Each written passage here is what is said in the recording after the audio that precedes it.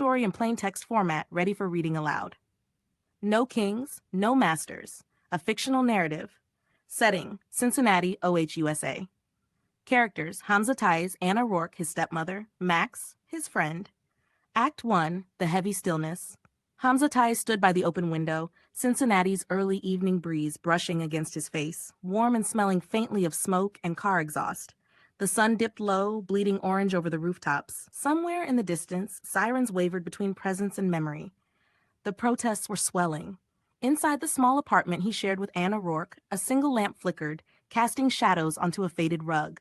Anna sat at the table, still as a painting. Her tea had gone cold, untouched. Her eyes rested on Hamza, but her mind was elsewhere. Maybe Baghdad. Maybe the refugee camp in Jordan. Maybe the Ohio Welfare Office, where the woman with clipped vowels asked too many questions and wrote down too few answers. Hamza zipped his jacket slowly, fingers trembling despite the warmth. He could feel Anna watching. "You should stay tonight," she said without looking up. "They're expecting me. Max, too." "And what are you expecting? That your voice matters now." Her tone wasn't cruel, only tired. Hamza didn't answer. He grabbed his phone and slipped out. Outside, the neighborhood was quiet in that eerie way that comes before a storm. The tension wasn't new, not for Hamza. He'd grown up under skies that split open with missiles and prayer calls. Cincinnati's unrest was quieter, more disguised, but the weight in the air was the same. He passed shuttered bodegas, kids tagging murals with chalk, churches with rainbow flags. His burner buzzed once. Organized 23 and Elm, 9 p.m. Move silent. Look loud. He didn't reply. Act 2, Max and the Ghosts. He found Max leaning against a busted payphone near Vine Street, wearing a thrifted army coat and scuffed boots. Max always looked like he'd just finished losing a bar fight. "You took your time," Max said, tossing Hamza a mask. "Black cloth, no logos. Wasn't sure I was coming." "Nobody is. That's the charm. You show up, you matter. You stay home, you're wallpaper." They walked together down side streets, cutting through alleys and parking garages, always watching. Max knew the city better than Hamza ever would. Hamza's sense of direction had never recovered from the chaos of fleeing, resettling, relocating.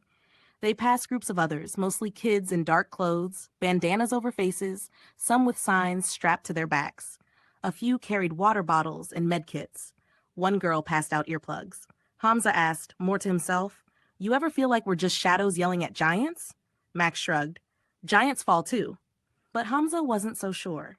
Every protest he'd seen, every movement he'd joined, seemed to end the same. Arrests, bruises, crackdowns, forgotten headlines.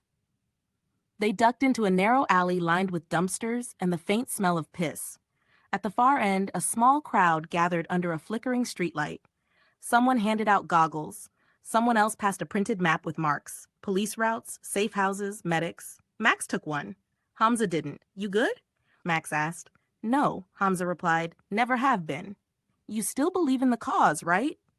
Hamza looked away. His breath came shallower now. He was sweating.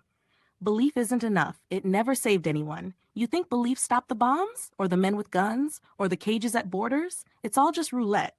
Chance? Exactly. Chance isn't justice. It just feels like momentum when you're desperate." Max looked at him, silent. "I'm not going downtown," Hamza said suddenly. "Then why'd you come this far?" "I needed to know I could." Act 4, The Brick. They parted without fanfare. Max slipped into the crowd. Hamza drifted down a side street lined with busted cars and shattered bus shelters. It was there, under a flickering sign for a shuttered dry cleaner, that Hamza stopped. His fists trembled. His chest ached. He bent down.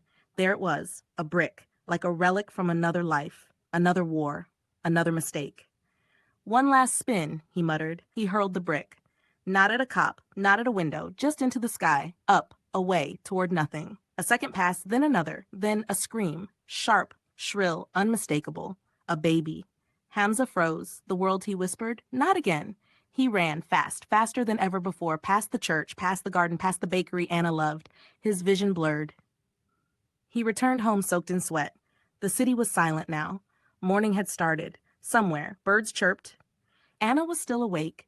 She didn't ask where he'd gone, or why he looked like death had brushed past him.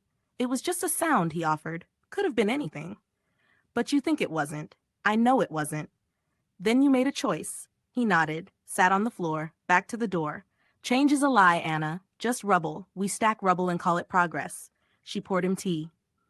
Maybe, but maybe enough rubble and the walls break. Hamza didn't answer.